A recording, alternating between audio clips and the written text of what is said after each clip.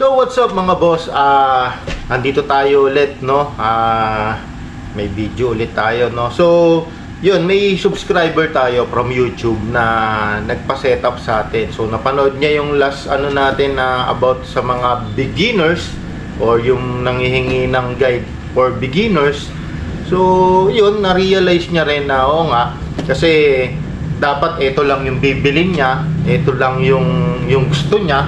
Pero since yun nga, naisip niya na oo nga, baka magdobling gastos pa siya, ganyan. So sinadyasan ko siya noon na medyo dagdagan niya muna yung ipon niya para isang setup at saka para mabili niya kung ano yung gusto talaga niya. Kasi dapat magse-settle muna siya sa ganitong unit lang muna, ito lang muna. So parang i-disregard niya yung talagang gusto muna niya, no? Yung talagang gusto niya, no? So inano ko is kung kaya niya naman dagdagan pa ng konti para mas makuha niya na yung gusto niya. So yun, nag-ipon muna si bossing, tapos yun nga, na-realize niya na tama nga. So yun guys, ulitin ko, no? Kailangan natin pumundo rito kasi huwag kang mag-settle for less, di ba? Kung kaya mong itulak, doon ka. Kasi ang hirap na gamit mo, lalo naglalaro ka, tas napapamura ka, or yung kalagitnaan, climax na nag-i-enjoy ka, tas biglang gun down ka, alam mo yun, na eventually, itutulak ka sa mas malaking gastos, no? So, eto, sinadjust ko kay sir ito, pero ito talaga, gusto niya to. So, ENC, sasabihin ng iba, China, no? Pero si ENC kasi marami nang itinama sa mali ng ibang unit eh. Sa akin, para sa akin, as Gantech, as nagkakalikot o nag-aayos ng airsoft o nag-upgrade ng airsoft, no? So, marami kong nakita na itinama o isinet ni ENC compare dun sa ibang brand, no? Tsaka si ENC parang mas prayo niya, lalo Pilipinas, ano tayo outside tayo ng national standard pagdating sa airsoft. Like 350 fps to 380 lang yung kanila, sa atin 450, 500, di ba? 550, di ba? So sobrang na-amaze din ako kay ENC kasi bang for the buck. Magaganda itsura, full metal.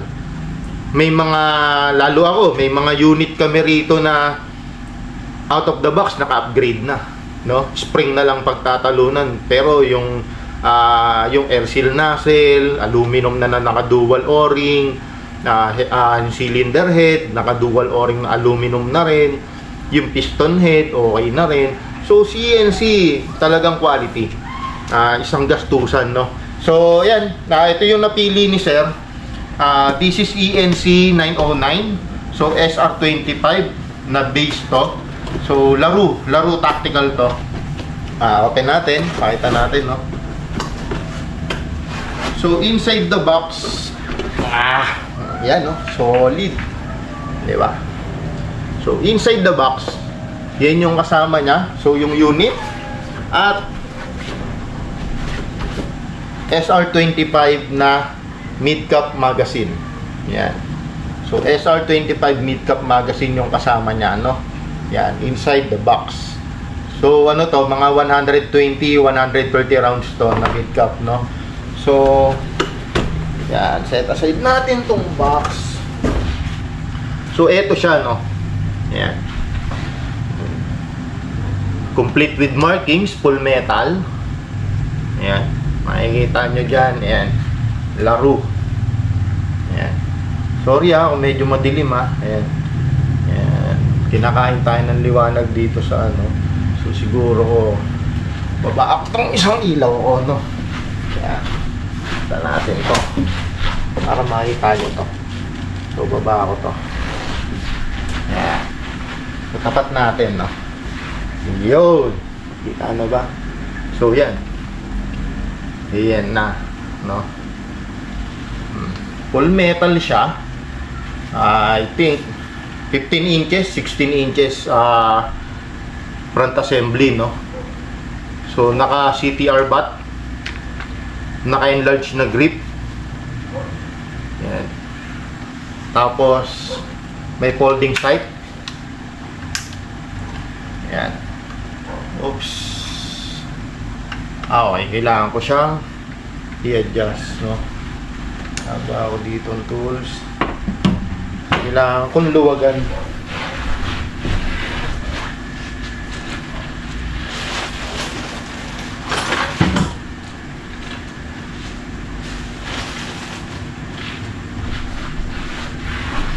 So may mga gantong site na kailangan mong luwagan to. Yan. Tsaka mo siya pipix. So yan, ayun yung markings nyo, napakaganda. Kita na ba? Ayan, kita na, no? So yan, oh.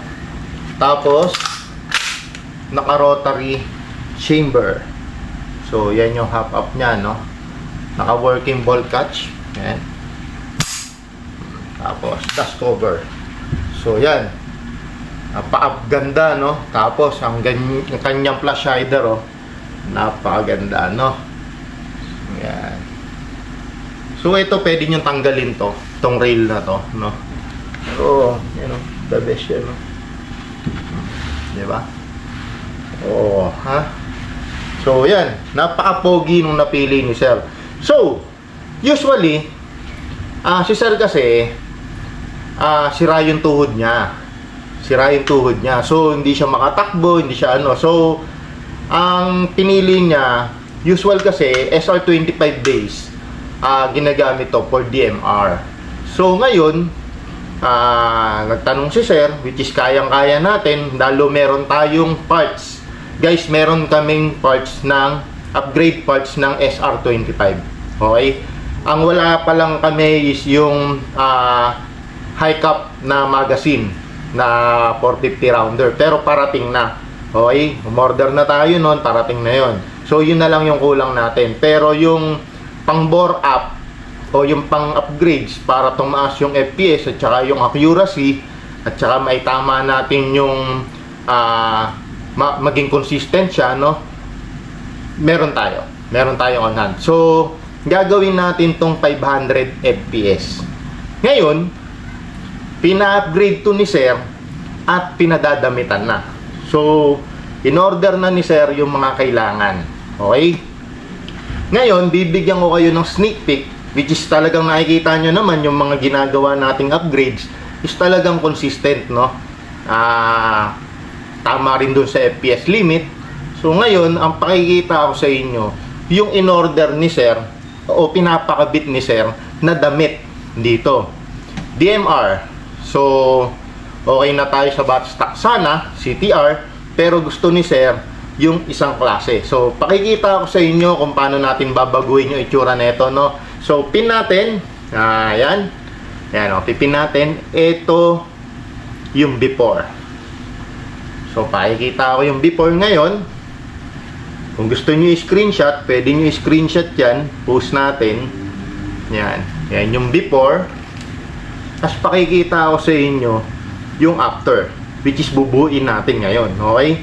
So, ito, binadgetan talaga ni Sir, pinondohan niya. And one thing for sure, magagandaan siya rito, no? So, tiklopin na natin to. Ano natin? Setup natin, no? Damitan natin. Ito yung mga gagamitin natin. So, tiklopin muna natin to.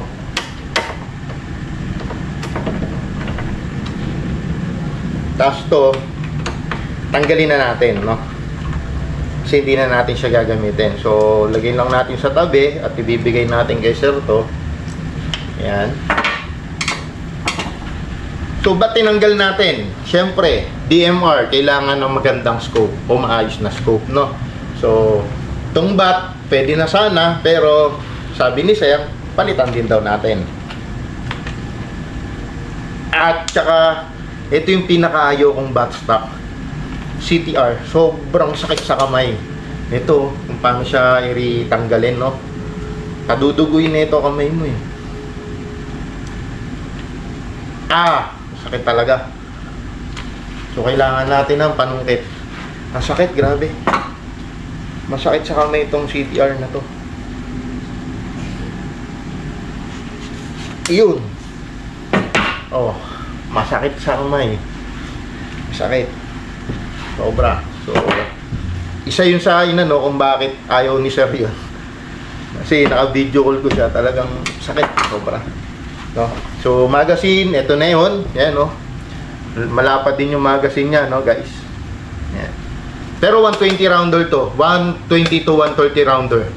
Kailangan mo ng tawag dito ng BB loader para magamit mo ng maayos yan.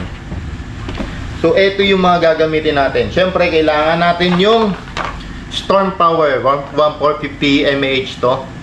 Okay? Tapos, siyempre, yung balancer charger. So, ito yung battery ha. Ito yung battery niya. Ayan. Tapos, ito yung kanyang balancer charger. Ayan. Tapos, tong isa na to is adapter lang naman yan. Ayan. Para magamit mo. Ayan. Adapter lang naman yan. So, set aside natin sila. Ayan. Ano ba unahin natin? So, para tumayo siguro, unahin natin yung bipod. So, as DMR kasi, mabigat, mahaba unit mo. So, gagamit tayo ng Harris bipod. Ayan. So, yan. Yung Harris bipod, no? Nare-retract yan. So, yan. Ayan. Nare-retract yan. O, diba? Panis. Makita ko sa inyo yung mechanism yan. So, para tumayo yung unit, kabit muna natin yan, no?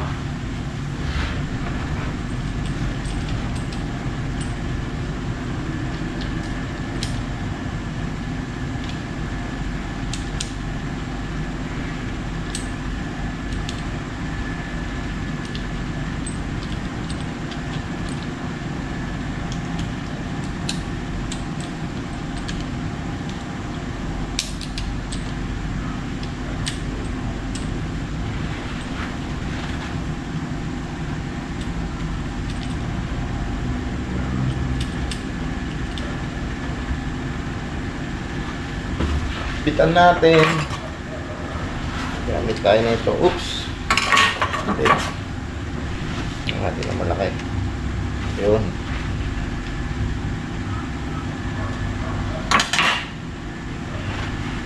So, ito na siya. Yan. Patatayuin natin. O, diba? O. Yan. Yan na siya. Ngayon, magaling pumili si Sir eh. Pero, syempre, in-over natin to. Ito na yung kanyang buttstock. Diba? Ito yung kanyang buttstock. So, this is Loot AR. Yan. Yan. Pakita natin, no? So, nare-retract to. Ikutin mo lang to. Pwede mo siyang pataasin. So, yan yung cheek pad o cheek riser. Tapos, retract mo lang din to. Yan. So, pwede mo siyang pabae. Paaganda nito. Napakainam nito. So, yan. Ganyan na siya. Diba? Na-retract natin. Tapos, meron siyang sling. Yung quick QD sling attachment, no? Yan, QD sling attachment. So, kabit natin. Ito palang binabago natin. Medyo may dating na yan. Yan, nare-retract pa rin naman siya. So, 5 position. So, kung gusto mo mahaba, diba? Pero, medyo okay dyan, mga ganito. Or, single lang natin. Yan. Diba? So, iba na kaagad yung itsura niya, no?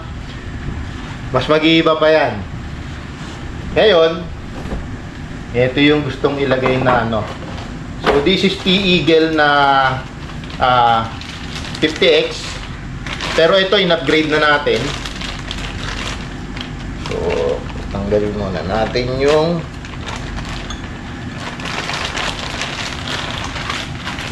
mismong yan. Tanggalin natin tong lens cover, no? Yan, mga lens cover pa yan. So, sunshade, kasama yung sunshade nya. Yan. Set aside muna natin. Ito, tanggalin din natin, lens cover lang naman yan. So, para mas ma-appreciate nyo, no? Ngayon, guys, sinetup ko na to kasi ang mount talaga na kasama netong T-Eagle na to is ito, which is mababa kasi si sir maglalaro, no? So, maglalaro siya sa field, mababa tong ano, mount na to. So, pangit naman kung magra-riser tayo, no? So, papangit yung itsura. Ang ginawa ko, nag-source out kami, o nag-source out ako ng T-Eagle mount na pasok doon sa scope ni sir. So, okay siya, no? Medyo naka-high rise ng konti yan. So, kakabit natin siya as sniper. So, ako kasi laging ito yung distance niyan eh. Yan. Laging dito distansya niyan eh. Ayan. So, try natin silipin, no? Medyo mataas tong riser, yung cheek riser. So, baba natin. Ayun yung kagandahan dyan. Adjustable yan. So, yan. Ganda. So, yan. Ganda, no? So, tama na yung position niya, no? Gagawin natin is, syempre, toolless naman yan. Lock natin. Yan. Zeroable to. So, alam ko may numb to eh. Yun. So, ito, para mabilisan yung ano, no? Yan, no? Kabit natin yung kanyang lever o numb. Oops, ba tayo bumabit?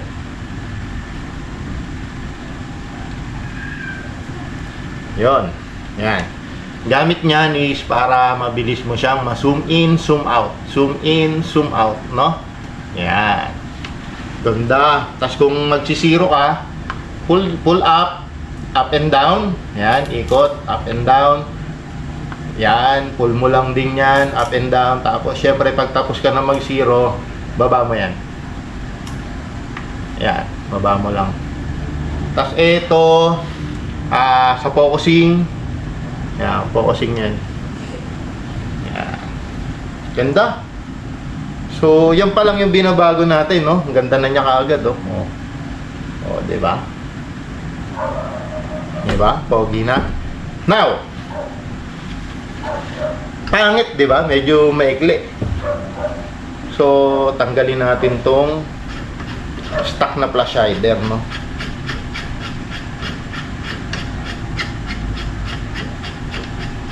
Tanggalin natin. At pangit siya. Yan. Titin natin tong T-Eagle.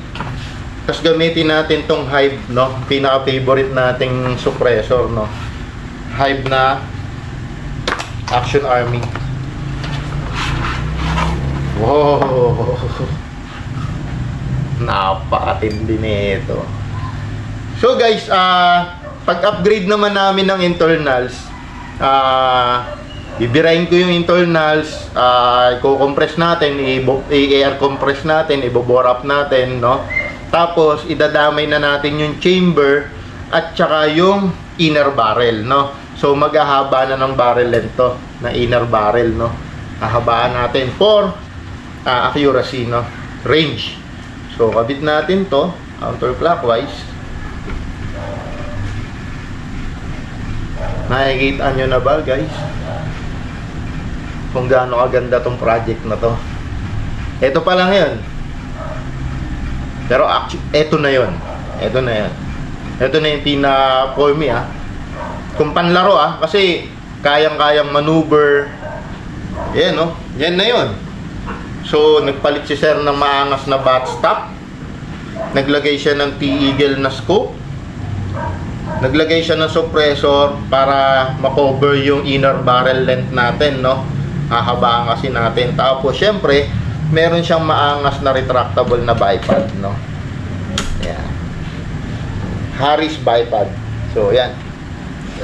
Oh. The best, no? Tapos ikakabit pa natin yung sunshade ng scope para medyo humaba pa, tignan, no? So, try natin, no? Sunshade para humaba pa, tignan, parang bitin ba eh. Yun. So, this is it, no? Yan na yung ating project. Yan na yung ating ano. Oh. Yan. Diba? So, sinong hindi masisiyan dyan, no? So, syempre, kabit natin yung magazine para, ano, makatotohanan na. O, diba? Panis. Yan. O. Sulit, diba? Sulit yung gastos mo. Isang biraan lang, o. Yan na yun. Internals na lang. Guys, ang stock FPS neto is 440. 440 FPS. No? So, konti na lang gagapangin natin. Pero kasi, hindi tayo gagapang na spring lang. Ayaw nung ganun. Tulak FPS, spring lang. Hindi. Bibigyan natin ng magandang labanan si sir na air compression, bore up, diba? Para consistent. Kasi, meron, 440 FPS. So, sabihin natin 500 FPS dahil pinalitan mo nga ng spring. Pero yung bala mo laylay. Hindi mo kaya magpalipad ng ano, ng 0.30, 0.32, 36. Ito, ite-test fire natin to sa 0.36 BBs, no? Yun yung nasubukan ko. Accuracy, consistency, yun yung nasubukan ko. 0.36 na BBs sa 500 FPS. Siguro, nagre-range siya ng mga 150 meters, no? 150 to 100 meters, ganun. Ganun yung range niya, no? Yan siya. Oh, di ba? Baba natin. Ayan. Medyo retract pa natin. Ayan. Di ba? Ayan, no? Tapos, ang haba niya. Hindi ko alam kung saan ako posisyon. Ngayon, as gagamitin mo siya sa field, kayang-kaya mo siya maneuver. Itlapin mo yung bipod mo. Taas marksman ka eh. Diba? Para makita yung, kung yung length ka na niya. Diba? Yung actual length niya. Kung magkaroon kayo ng ano, siguro ko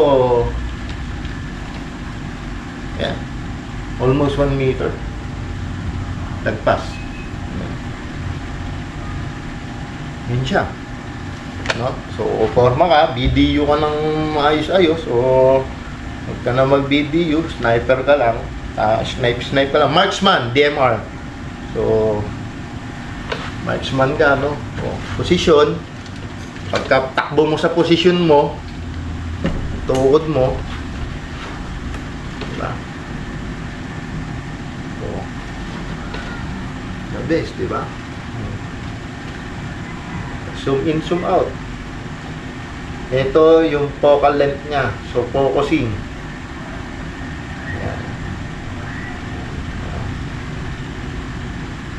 Ayan. Galing na itong scope na to. Ayan, no? Ang pa-pogi, no? So, yan yung sinasabi ko, no? So, yun. Shoutout sa'yo, sir. Bukas ko tirahin. O, sa susunod ko titirahin yung ano neto, no? Yung internals. Nandito naman yung parts. Nandito yung parts. So, actually, baka mamaya. Hindi ko lang makaligot ngayon. Gawa ng sneak peek lang to. Pinakita lang natin yung magiging final outcome. Kasi yung internals naman, hindi mo na makikita yung internals yun eh. No? Pero, bibidyoan ko. Lagi naman ako nagbibidyo at nagsasend sa mga client natin na kung ano na itsura ng loob. No? Kaya yun nga, kung gusto ipabakla sa harapan, pwede naman. Ayun naman. Diba? Yan, no? Napaka the best. So, yun, guys. Si sir, first timer lang din. Hindi kasi natin masabi beginners, eh. First timer. wala experience, gusto maglaro, pwede rin pambahay, o ikaw, hindi mo ba papatong sa harap ng TV mo to o sa makikita sa sala nyo, no? Parang pwede siyang pang display, di ba? O, di ba? Yung iba kasi nangongoleksyon. So, pwede. 1:1 realistic, no? 1:1 na replica, no? So, yun, ginaid natin. Sir, ito, abot mo ba? Magkano ba budget mo? So, ito yung magiging total niyan. Sumweldo ngayon si sir.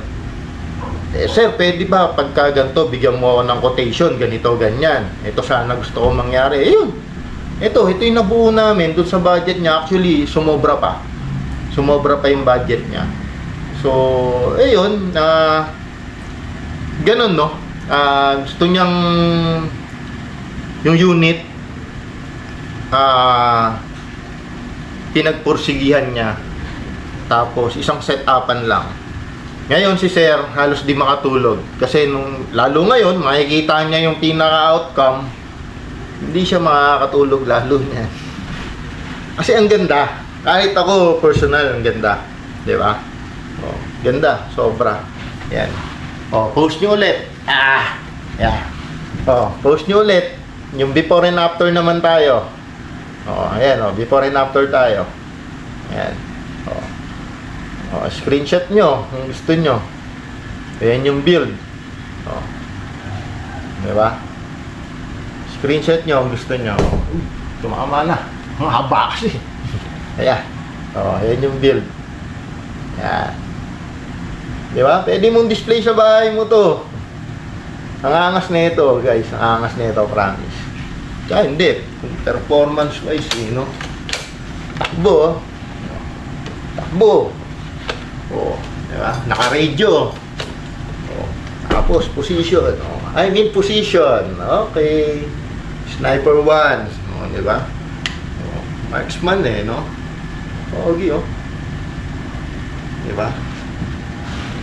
So, yun guys. Huwag nyo limit. Huwag din kayo maniwala. Sabi ko nga sa inyo, may gastos, pero kasi self-fulfillment, iba iba talaga kahit ako, wow, just wow, ganda nung kinalabasan. Lalo sa field, di ba, medyo sarap pipicturan ka kasama to, di ba, iba reward, sobra to. So, yun, huwag kayong mag-settle for less. Kasi tulad nun, may mga na-experience ako sa field o sa site. Parang na-amaze sila sa gamit nung iba, alam mo yun. So, pwede tayo, simula tayo sa ganitong unit, ganyan. Pero, kung kaya naman ng budget mo, kunin na yung pwede naman isa-isa So, ganito, planning. Ito, tips, guys. Bilin mo yung base. So, nabili mo na yung base, di ba? Ayun, hindi ito isang bilian lang, Ito, tips. Bilin mo yung base. Ngayon, pag nabili mo yung base, meron ka kasing idea ano gusto mong buuin o ano gusto mong i-build. Pag nabili mo yung base, nakapag-ipon ka ulit, doon mo idagdag isa-isa. Doon mo idagdag yung concept na gusto mo. Di ba? Ngayon, kung nagagamit mo naman siya na may site naman siya, stock na site, gamitin mo siya, 'di ba? Nagagamit mo na, okay naman, ganyan, 'di ba? Ngayon, nagkapera ka ulit, in-upgrade mo na ngayon yung scope, no? Which is talaga magagamit mo rin 'yan. So, scope ka ngayon, ang pogi na. Ngayon, nagkapera ka ulit, bili ka bipod kasi para hindi nakakangawit, 'di ba? O kaya, ganyan, pwede mo na siya i-display, 'di ba? Bili ka ngayon ito. Kung gusto mong maayos-ayos o mas mapormang buttstock, bili ka ng buttstock. Tapos, lagay ka sa preso. Natapos mo na yan, tsaka mo birahin yung internals. Di ba? O pwede rin, birahin mo muna yung internals bago ka magdamit. Di ba? Ganun lang yun magkaroon ng concept. Hindi yung bira ng bira, yung kung ano lang yung meron, kung ano lang yung abot. Hindi ganun. alam ko naman kasi minsan mahirap makontento di ba? Yung sa akin, mahirap din naman kasi hindi mo alam yung pinapasok mo. So, yung base mo ang pangit. Gusto mo ngayon gawing pahabain, gano'n. Hindi siya, hindi siya okay, Hindi siya fit doon sa gusto mo. So, kailangan magpa-guide ka. Yung mahilig sa baril, yung may alam sa baril, ipag-guide mo kung ano yung magiging okay na forma, Tulad yan, SR25 base. Ang laki niya. Ngayon, ang lalaki ng nakalagay, yung mga oversize yung nakalagay, Ang laki ng magazine, ang laki ng grip, ang laki ng naka-bypass, ang laki ng suppressor, ang haba ng scope, ang laki ng bat, di ba? Ng bat stock niya. Kasi malaki yung unit. Di ba? Fit na fit ngayon siya. Ang ganda niya tingnan, di ba? So, ganun, tips yun. Alamin nyo kung ano yung gusto nyo maging itsura ng baril nyo. Huwag yung tira ng tira. May 8mm ako dito. Pre, meron ka ba dyan? Halagang 8mm. Akin na yan. Birahin ko na yan. Wala. Hindi pwede yun. Kasi, naglaka lang doon. Nag one time, big time ka. Okay? Nasira. O kaya may gusto ka na hindi magpipit doon. So, alam mo yun, tatamaringge. Ano mangyayari? May stock yung unit mo, hindi mo nagagamitin, mabubulok, nagtapong ka ng 8mm, di ba? So yun sa akin, yun nga, sabi ko, pag-isipan nyo kung magja-jump kayo. Dahil pag nag-jump kayo, kailangan medyo matikas-tikas yung tuhod nyo para hindi masakit, para hindi ka mapilayan, di ba? So yun lang yung payo ko, yun lang yung advice ko, yun yung tip ko. So, tulad nito, si Sir, nakapag-antay siya. Actually, kausap ko siya parang 3 months na yata. 3 months na. So, nabuo namin yung gusto niya. Diba? Ako, masaya ako kasi ginawa niya. Diba? Hindi matutuwa. Ako personal, na-inlove ako Personal, na-inlove ako sa unit. Lalo, fan ako ng DMR. So, fan ako ng mga DMR na build. Mga pang marksman na baril. So, yan ganda di ba? So, yun guys, kita-kits tayo. Ulitin ko, tuloy-tuloy natin gagawin to. Kung meron mali sa mga sinabi ko, enlighten me. Kumbaga, PM tayo, di ba? Turuan tayo, di ba? Magtulungan tayo. Ngayon, kung gusto mo naman matuto, PM ka rin. Kung gusto mo ng tips, idea, PM ka rin. Ako guys, halimbawa, Sir, pwede ba pakilagay yung ganitong scope sa ganitong unit? Tignan ko lang. Pwede sa inyo. Pwede sa inyo. Tulungan ko kayo. Ayoko lang din kasi na gumagastos kayo tas mukha kayong tanga. Ayoko nang ganun. So, gusto ko sulit yung pagod, sulit yung pawis, sulit yung dugo, sulit yung pera. Diba? So, yun lang. Kung may gusto yung itanong, PM nyo lang ako. May page tayo, Savage Hobby Shop, Savage Airsoft. Andun din yung ibang content, diba? Hindi pa lang ako makapag-live kasi medyo lalo si FB strict, So, focus tayo ngayon kay YouTube. Doon tayo pwedeng mag-usap. Kay Facebook tayo pwede pala mag-usap. Tapos kay YouTube, panoorin nyo to. Tapusin nyo yung video. Kung gusto nyong may matuto pa, share natin, di ba? Tulungan tayo, share natin yung knowledge, So, eto guys, kung may mali ulit sa sinabi ko, tama nyo ako. Pero ako, opinion ko yon as Gantech, shop owner. Ayokong nasasayang yung effort nyo, ayokong nasasayang yung pera nyo, Huwag kayong maniniwala dun sa sinasabi na PM nyo ako para mag-guide ko kayo na hindi mapalaki gastos nyo. Hindi. Kailangan pag pumasok rito may pera ka. Wala ka mang pera pero at least dapat alam mo yung ginagawa mo. Or alam mo kung saan ka patungo.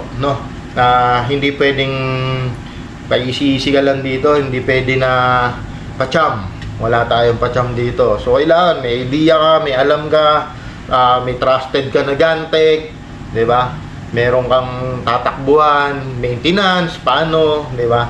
So yun, guys, tuloy-tuloy tayo mag-upload ng mga videos dito. Subscribe lang kayo. Maraming salamat sa tiwala, bossing. Maraming salamat at nakinig ka. At ako, sana masaya ka kasi ako masaya ako sa naging itsura, itsura pa lang to. Yung performance guys, maning-mani sa atin yan. Kayang-kaya natin yan. Kayang-kaya natin yan. Basic yan, no? Kung gusto mo gawin 700 FPS to, kaya natin yun, no? So, yun lang yung ano, content natin ngayon. So, yun, magandang araw. Maraming salamat.